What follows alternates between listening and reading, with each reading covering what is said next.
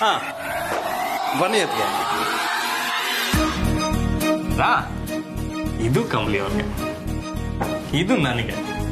ಹೆಂಗೆ ಆರಂಭದಲ್ಲಿ ಜಾಗ ಮಾಡ್ಕೊಡೋದು ಓಕೆ, ಆದ್ರೆ ನಿಮ್ಮಿಬ್ರು ಬಟ್ಟೆ ಮಿಕ್ಸ್ ಆಗ್ತಿದಂಗೆ ನೋಡ್ಕೋಬೇಕು. ಅದೇನು ತೊಂದರೆ ಇಲ್ಲ ಬಿಡಿ. ತೊಂದ್ರೆ ನಿನ್ಗಲ್ಲಪ್ಪ, ಕಮ್ಲಿಗೆ.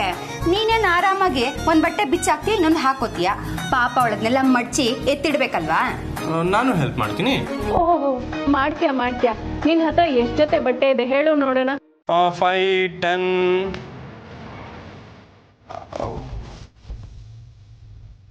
One, two, three, four, five. Yeah.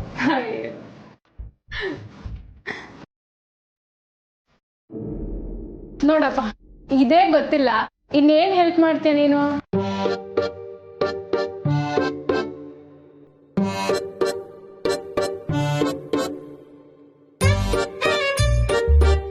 ಹೌದು, ಕಮ್ಲಿ ಎಷ್ಟೊತ್ತಿಗೆ ಮಲ್ಲಿಗೆ ಹೇಳ್ತಾಳೆ ಅಂತ ಗೊತ್ತಾ? ಅದು ಅವ್ರು ನಾನು ಕಾಲ್ ಮಾಡಿದಾಗೆಲ್ಲ ರಿಸೀವ್ ಮಾಡ್ತಾರೆ. ಅಂದ್ರೆ ನಾನು ಮಲ್ಗೋ ಟೈಮ್ಗೆ ಅವರು ಮಲಗ್ತಾರೆ ಅನ್ಸುತ್ತೆ. ಎಲ್ಲದಕ್ಕೂ ಕನ್ಫ್ಯೂಷನ್ ಅಲ್ಲೇ ಆನ್ಸರ್ ಮಾಡ್ತಿದ್ಯಾ, ಅದ್ ಏನ್ ಮಾಡ್ತೀಯೋ ಏನೋ. ಆಡ್ಕೊಂಡಿದ್ ಸಾಕು, ಅರ್ಥ ಆಯ್ತಾ? ಮದುವೆ ಆದ್ಮೇಲೆ ಏನೇನೆಲ್ಲ ಚೇಂಜಸ್ ಆಗುತ್ತೆ ಅಂತ ನನಗೂ ಗೊತ್ತಿದೆ. ನಾನೇನು ಅಷ್ಟೊಂದು ದಡ್ಡ ಅಲ್ಲ. ಹೇಳು ನೋಡೋಣ.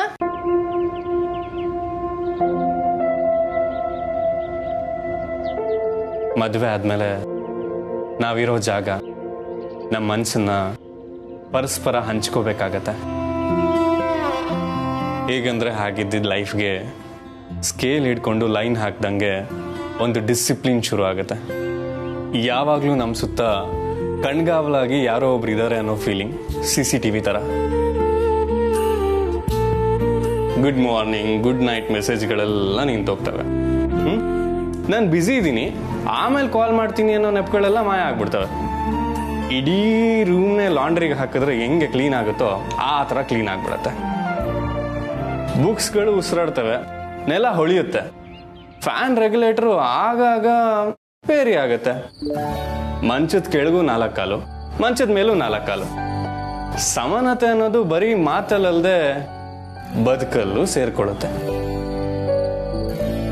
ಬರೀದೇ ಉಳ್ದಿದ್ದ ಡೈರಿಗಳೆಲ್ಲ ಲೆಕ್ಕಕ್ಕೆ ಪುಸ್ತಕಗಳಾಗ್ಬಿಡ್ತವೆ. ಒದ್ದೆ ಟವಲ್ ಒಣಗೋವರೆಗೂ ರೂಮ್ ಒಳಗಡೆ ಎಂಟ್ರಿ ಇರಲ್ಲ. ಬ್ಲೂ ಬ್ಲ್ಯಾಕ್ ಅಂತ ತುಂಬಿಕೊಂಡಿರೋ ಕಬೋರ್ಡಲ್ಲಿ ರೆಡ್ಡು ಪಿಂಕ್ ಅಬ್ಬರ ಶುರು ಆಗುತ್ತೆ. ಕಮಲಿ ಅವ್ರ ರಿಬ್ಬನ್ಗಳು ಅಲಂಕಾರದ ವಸ್ತುಗಳ ಥರ ಅಲ್ಲಿ ಇಲ್ಲಿ ನೇತಾಡ್ತಾ ಇರತ್ತೆ. ಬಾತ್ರೂಮಲ್ಲಿ ಬಿಸಿ ನೀರಿನ ಹಬೆ ಜೊತೆ ಹೊಸ ಸೋಪಿನ ಸುವಾಸನೆ ಸೇರಿಕೊಳ್ಳುತ್ತೆ.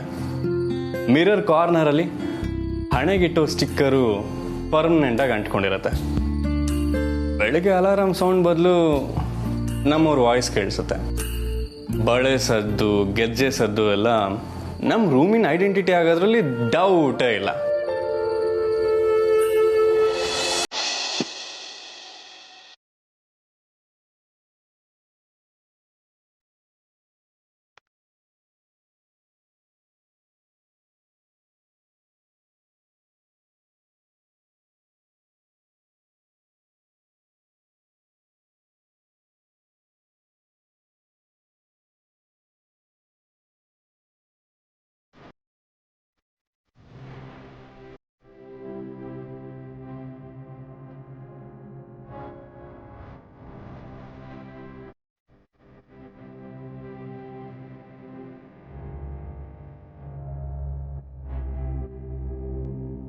Tara, are you okay? ಏನು ತರ ಇದು? ಇಷ್ಟೊತ್ತು ಡೈರಿ ಕಳೆದು ಹೋಗಿದೆ ಅಂತ ಅಳ್ತಿದ್ದೆ. ಈಗ ಡೈರಿ ಸಿಕ್ಕಿದೆ, ಅದು ಮುಂದೆ ಇಟ್ಕೊಂಡು ಅಳ್ತಿದ್ಯಲ್ಲ. What's this?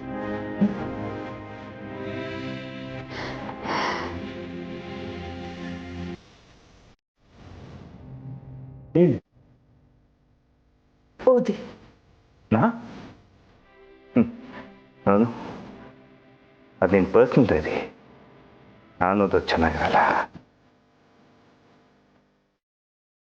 ರಮೇಶ್,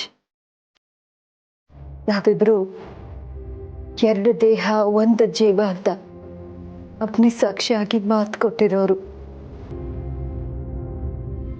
ನೀವು ನನಗೆ ಪ್ರೈವಸಿ ಕೊಟ್ಟಿದ್ದೀರ, ನಾನು ಅದನ್ನು ಗೌರವಿಸ್ತೀನಿ. ಹಾಗಂತ ನಾನು ನಿಮ್ಮನ್ನ ನನ್ನ ಬದುಕಿಂದ ದೂರ ಇಟ್ಟಿಲ್ಲ. ನಿಮ್ಮನ್ನ ಮಾತ್ರ ಅಲ್ಲ,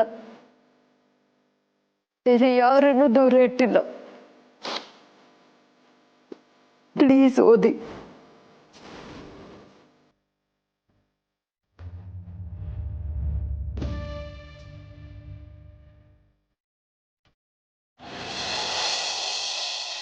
ರಿಷಿ ನನ್ನ ಜೀವನದ ಮುಖ್ಯ ಅಧ್ಯಾಯ. ರಿಷಿ ಬಗ್ಗೆ ಹೇಳ್ತಾ ಹೋಗ್ತಿದ್ರೆ ಪುಟ್ಟಗಳು ಮುಗ್ದು ಹೋಗೋದೇ ಗೊತ್ತಾಗೋದಿಲ್ಲ. ಅಷ್ಟಿವೆ ಅವನ ಬಗ್ಗೆ. ಪ್ರತಿದಿನ ತಾಯಿಯಾಗಿ ನನಗೆ ಹೊಸತನ ತುಂಬುವನು ಅವನೇ. ಒಂದಿಷ್ಟು ತುಂಟತನ, ಸ್ವಲ್ಪ ಸೋಂಬೇರಿ, ಸಿಕ್ಕಾಪಟ್ಟೆ ಬುದ್ಧಿವಂತಿಕೆ, ಸ್ವಲ್ಪ ಹಠ, ವಯಸ್ಸಿಗೆ ಮೀರಿದ ಮೆಚುರಿಟಿ.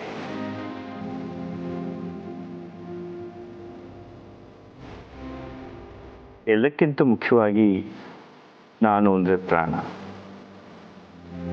ಕೆಲವೊಂದ್ಸಲ ನನಗನ್ಸಿದೆ, ರಿಷಿ ಪ್ರೀತಿನ ಇಷ್ಟೊಂದು ಗಳಿಸೋದಕ್ಕೆ ನಾನು ಏನು ಮಾಡಿದೆ ಅಂತ. ನಾನು ಅವನಿಗೆ ಜನ್ಮ ಕೊಟ್ಟೆ ಅಷ್ಟೆ. ಆದರೆ ಅವನನ್ನ ಕೇಳಿದ್ರೆ ಏನಂದ ಗೊತ್ತಾ?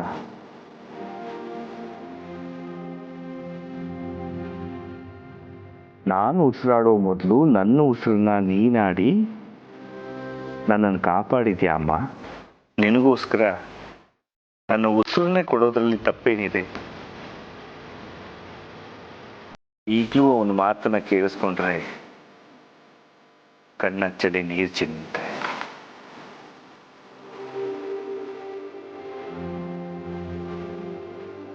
ಮುಂದೆ ಓದಿ.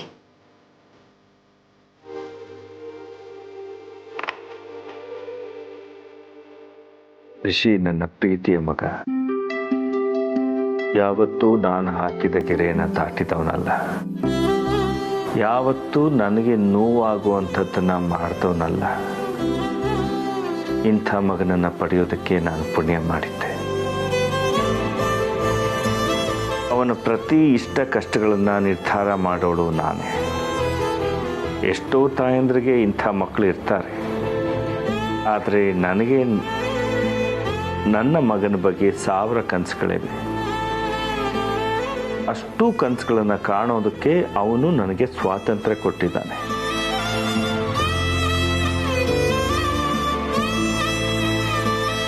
ಅಷ್ಟೇ ಅಲ್ಲ, ನನ್ನ ಮನೆಗೆ ಬರೋ ಸೊಸೆ ಯಾರು ಅಂತ ನಿರ್ಧಾರ ಮಾಡೋ ಹಕ್ಕನ್ನು ಕೊಟ್ಟಿದ್ದಾನೆ.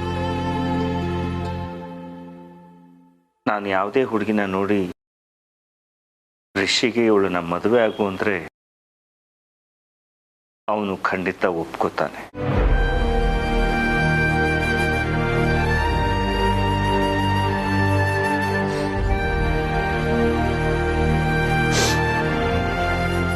ಅದ್ರಲ್ಲಿ ಬರ್ದಿರೋದೆಲ್ಲ ನಿಜ. ಕೊನೆ ವಾಕ್ಯ ಒಂದು ಬಿಟ್ಟು.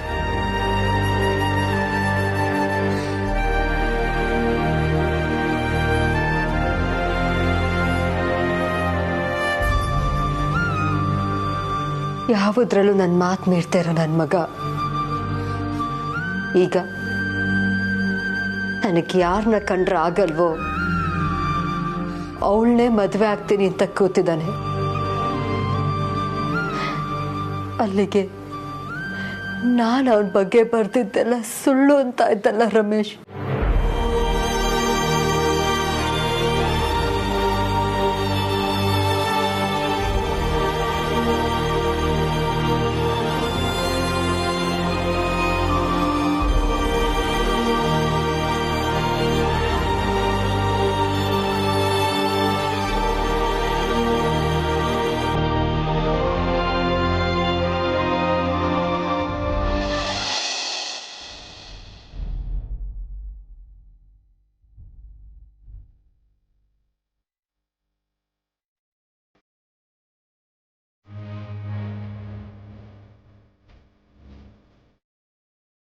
ಏನು ಹೇಳೋದ ಈ ಹುಡುಗಿಗೆ?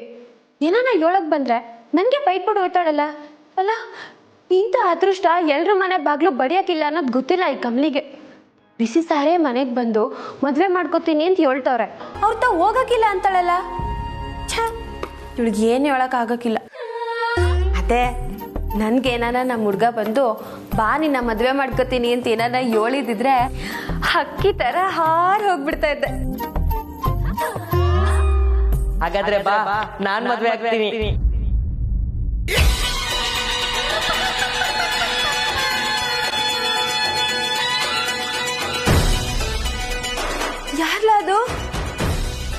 ಯಾರ್ಲ ಅದು ವಾಯ್ಸ್ ಮಾತ್ರ ಕೇಳಿಸ್ತೈತೆ. ಈಚೆ ಬರ್ಲಾ?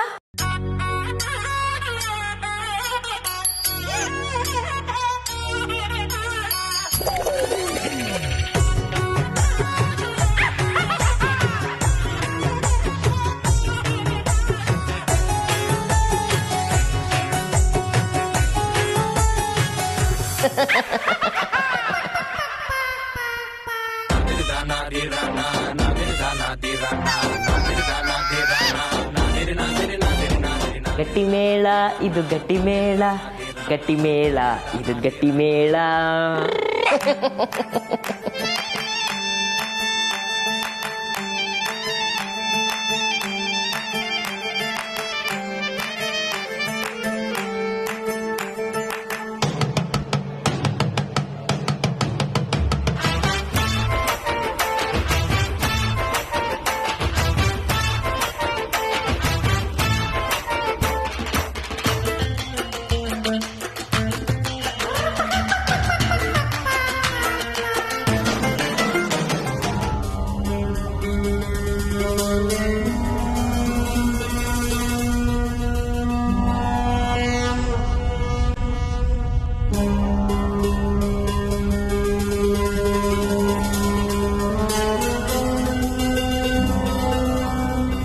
Hi baby.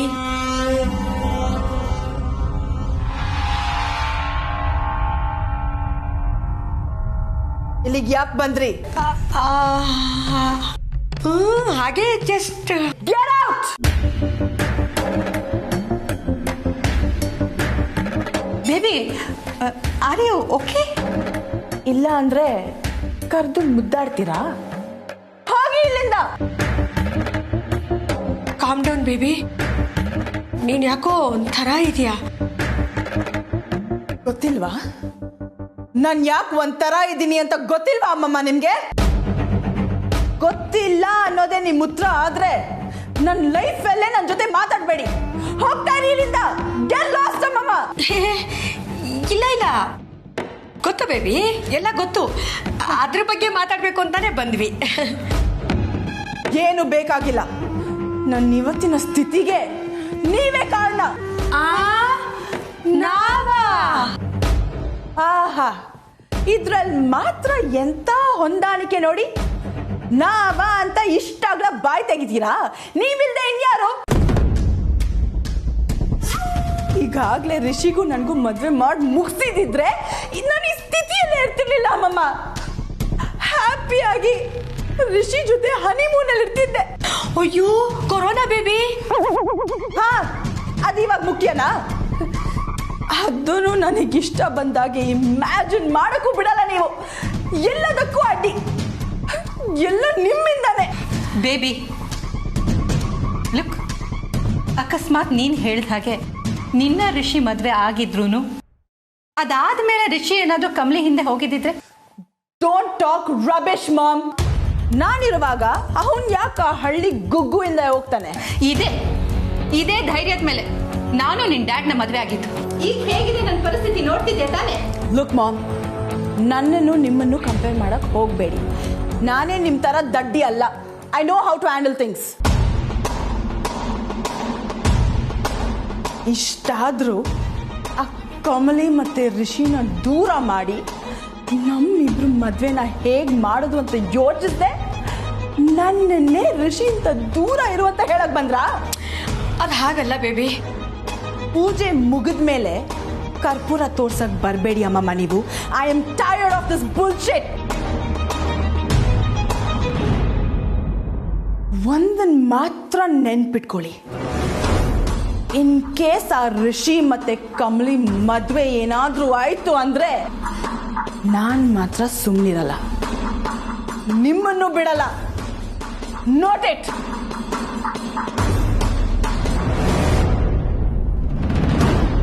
ಅಯ್ಯೋ, ಮದುವೆ ಆಗೋವರೆಗೂ ಹುಚ್ಚು ಬಿಡಲ್ಲ, ಹುಚ್ಚು ಬಿಡೋವರೆಗೂ ಮದುವೆ ಆಗಲ್ಲ ಅಂತಾರಲ್ಲ, ಇದಕ್ಕೆ ಎಕ್ಸಾಂಪಲ್ ನಿನ್ನ ಮಗಳೇ ತಾಯಿ ಪುಣ್ಯಾತ್ಗಿತ್ತಿ.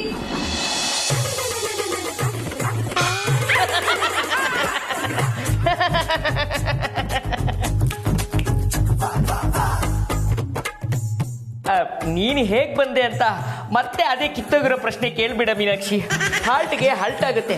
ನೀನು ಹುಕುಂ ಇಲ್ದೆ ನಾನು ಹಾಜರಿ ಕೊಡೋದೇ ಇಲ್ಲ. ನಿನ್ನ ಆಸೆ ಅಂತೆ ನಾನೇ ಬಂದಿದ್ದೀನಿ. ಆಹಾ, ಎಲ್ಲ ರೆಡಿ ಮಾಡ್ಕೊಂಡ್ಬಿಟ್ಟಿದ್ಯಾ? ಬಾ ಮದುವೆ ಆಗೋಣ. ಕೆರ ಕಿತ್ತೋಯ್ತದೆ. ಏನು ಕೆರ ಕಿತ್ತೋಗಿದ್ಯಾ? ಮಲ್ಲೇಶ್ವರಮಲ್ಲಿ 50% ಆಫ್ ಸೇಲ್ ಹಾಕಿದಾರಂತೆ. ಬಾ ಹೊಸದೇ ಕೊಡಿಸ್ತೀನಿ. ಅಯ್ಯೋ ನಿನ್ನ ಸುಮ್ಕೆ ಹೊಂಟೋಗ್ಲಾ, ಈಗಾಗ್ಲೇ ನನ್ ತಲೆ ಕೆಟ್ಟೈತೆ. ನೀನು ನಿನ್ನ ಫ್ರೆಂಡು ಒಂದೇ ಮಂಟಪದಲ್ಲಿ ಮದುವೆ ಆಗ್ಬೋದು. ನೀನು ಹೂವನ್ನು ಎಲ್ಲ ಅರೇಂಜ್ಮೆಂಟ್ಸ್ ನಾನು ಮಾಡ್ತೀನಿ. ಅಯ್ಯೋ ನಿನ್ನ ಇವನು ಹೆಂಗ್ ಓಡ್ಸದ್ ಗುರು?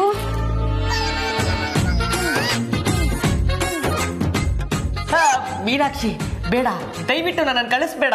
ಏಯ್ ಹೋಗ್ಲಾ ಮೊದ್ಲು. ಇವಾಗ ಹೋಗ್ತೀನಿ, ಆದ್ರೆ ಮುಂದೆ ಯಾವತ್ತಿದ್ರು ನಮ್ಮಿಬ್ಬರದು ಆಗ್ಲೇಬೇಕು. ಏನು?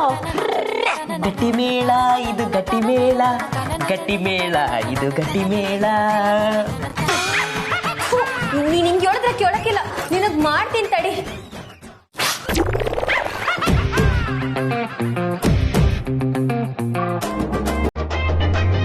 ಅಜ್ಜಿ ಕಾಪಿ ಮಾಡ್ಕೊಂಬಂದಿನಿ, ತಕೊಳ್ಳಿ. ಕೂತ್ಕೋ ಕಮಲಿ.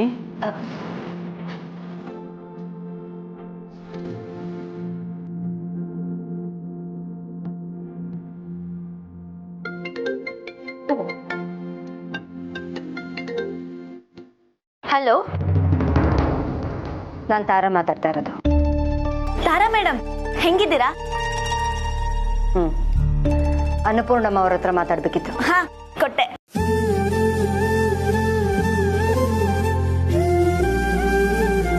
ಹಲೋ ತಾರಾ. ನಮಸ್ತೆ ಮಾ, ಹೇಗಿದ್ದೀರಾ?